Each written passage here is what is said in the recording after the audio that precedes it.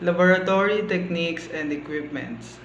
Laboratory techniques refers to the specific methods, procedures, practices used in a scientific laboratory to conduct experiments, gather data, and achieve precise and reliable results.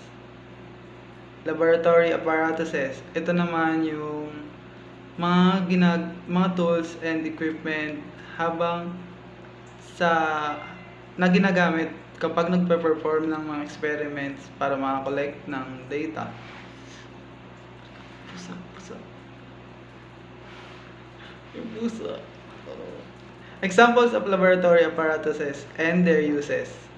Bunsen burner provides a controlled flame for heating and sterilizing materials.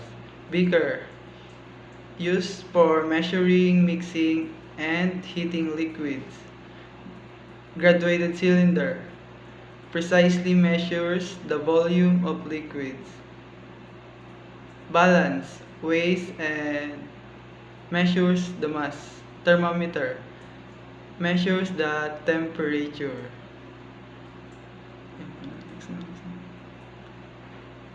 Examples of laboratory techniques and their importance. PCR, polymerase chain reaction, amplifies DNA for genetic research and diagnostics. Microscopy allows the detailed examination of small structures, aiding in biology and material sciences. Safety conduct in the laboratory.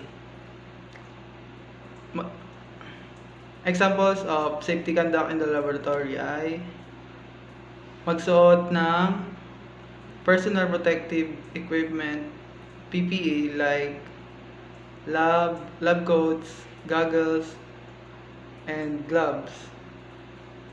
Tsaka follow chemical hygiene and handling procedures. Label the chemicals and containers accurately.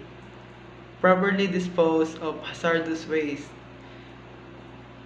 Keep workspace clean and uncluttered. Never eat, drink, or apply cosmetics in the lab. Know the location of safety equipment such as eye wash stations and fire extinguisher. Importance of following safety guidelines. Protecting personal safety para ma-minimize yung risk of accidents at saka exposure sa mga hazardous materials. Preventing contamination ensures the accuracy of experimental results.